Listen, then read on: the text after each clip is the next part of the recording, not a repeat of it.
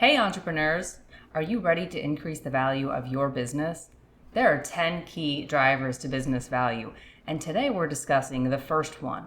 To find out what it is to increase the value of your business now, join us on this edition of The Inside BS Show.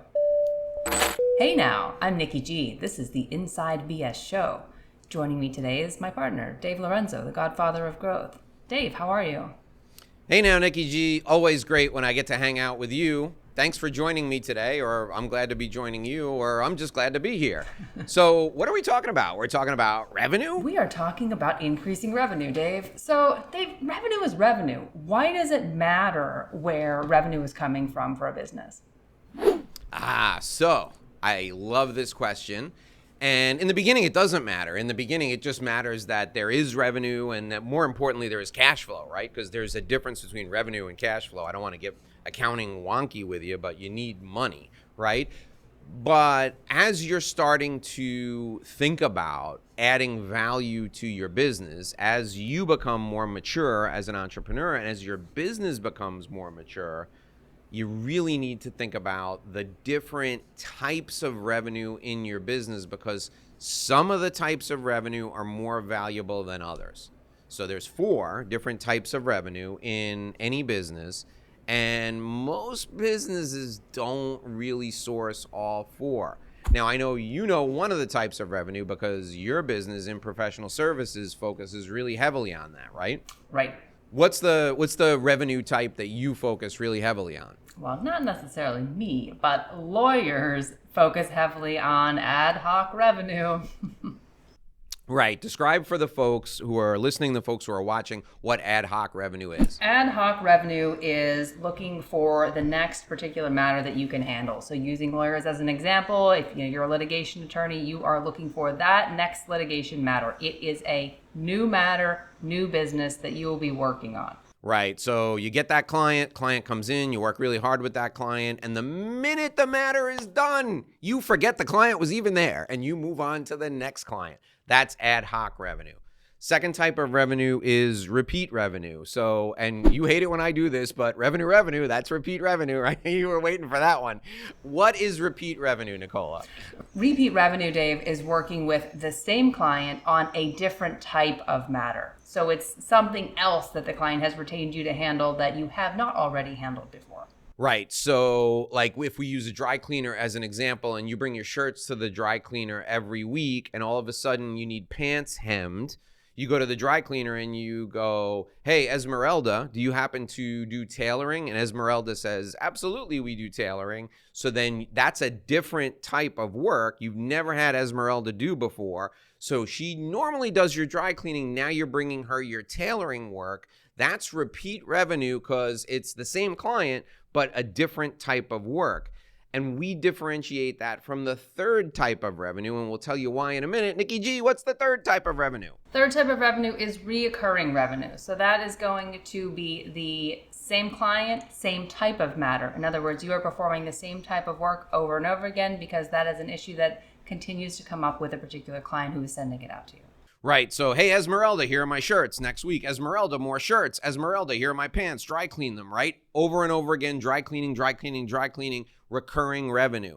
So the difference between repeat and recurring revenue from the standpoint of attraction and business value is that acquisition intensity is higher for repeat revenue because you've never seen Esmeralda hem pants. You don't know if she can do that, but you've seen her dry clean shirts, so you know she can dry clean the shirts really, really well. So recurring revenue is more predictable. The acquisition intensity is lower. You know that I'm going to wear 5 of these shirts every week that I'm going to work. So you know that I'm going to come in on a Friday with 5 shirts from the last week. You can write it in your book. So when you're valuing a business, if the business is heavy into recurring revenue, it's worth a lot more than if it's heavy into ad hoc revenue or if it's heavy into repeat revenue because it's really, really predictable. The one caveat I will give you is if there's a natural segue in your repeat revenue,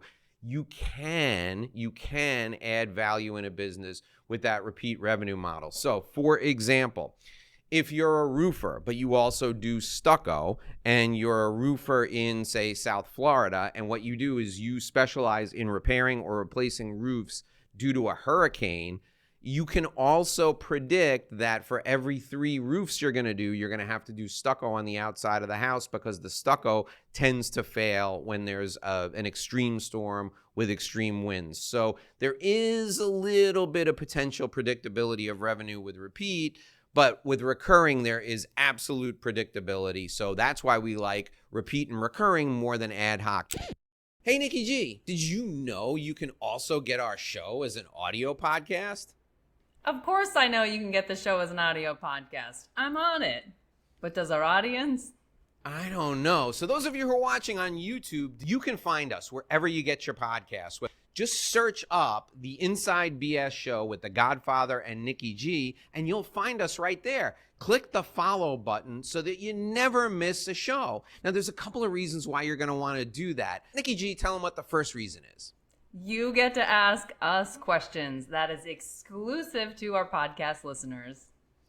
Yeah, we only answer listener questions on the audio version of the podcast. We don't do it on video. So if you want to hear what everyone's thinking, or if you want to ask us a question, you got to download the audio podcast. The second reason, and my favorite reason, is because you can take us with you. You can have a little Nikki G in your pocket while you're working out in the gym, washing the dishes, or walking the dog. I love me some Nikki G in my pocket when I'm walking the dogs. I don't know about you, Nicola, but that's one of my favorite things to do.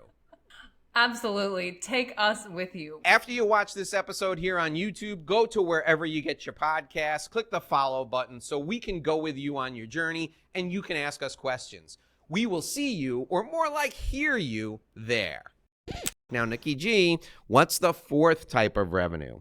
The 4th type of revenue, Dave, is passive revenue. Revenue where you have the lowest of acquisition intensity. Yeah, and the reason passive revenue has the lowest acquisition intensity is because somebody just drops a big bag of cash on your desk, right? So passive revenue comes from referrals, or passive revenue comes when you go out and you deliver a speech and 3 people after the speech say, I need to work with you. I want to sign up right now, and they give you money and you start working with them. Or passive revenue comes when you write a book and people call you after you've written a book and they say, hey, you wrote a book on exit strategy. I need you to come and help me exit from my business. That you did nothing to really go out and aggressively attack that market. It just came to you, and it was kind of a natural thing, and it was passive. There are ways to engineer passive revenue in your business. It's a little harder to predict, but if you have a way to generate that passive revenue, people who value your business will take into account the fact that, listen, this person does so much of this, there's a huge opportunity for them to push down revenue push down profit to the bottom line. Take, for example, Mr. Beast, okay? I love talking about Mr. Beast. Mr. Beast is a YouTuber. Jimmy Donaldson, he owns a YouTube channel named Mr. Beast. Mr. Beast saw that he was getting a lot of eyeballs to his videos, and he thought to himself, hey, listen, I'm going to start getting sponsors. And what happened was he didn't think to himself, I'm going to go out and attract sponsors. The sponsors just came to him and they said, hey, listen, if you talk about my product in the show, I'm going to give you, X amount of dollars per video that you talk about my product in that. So in the beginning, that sponsorship revenue was passive revenue for him. What he decided to do was create his own product line.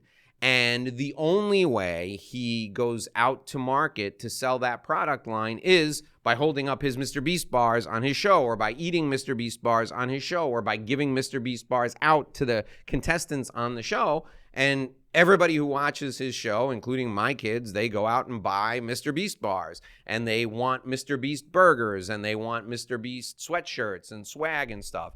So Mr. Beast, by talking about these things on his show and then selling them to people, I would consider that passive revenue. Now, if he had a sales team that went out door to door selling the Mr. Beast candy bars, that would be, direct revenue or aggressive, in-person revenue.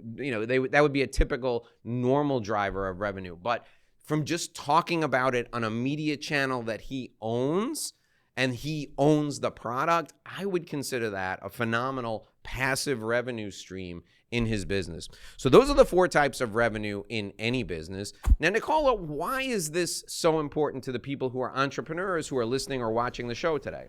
This is critical for your business because you are working with less intensity to get that revenue in the door. Your business is no longer dependent upon looking for that next matter. If you're focused on ad hoc revenue, your entire business is contingent upon the next matter coming in the door.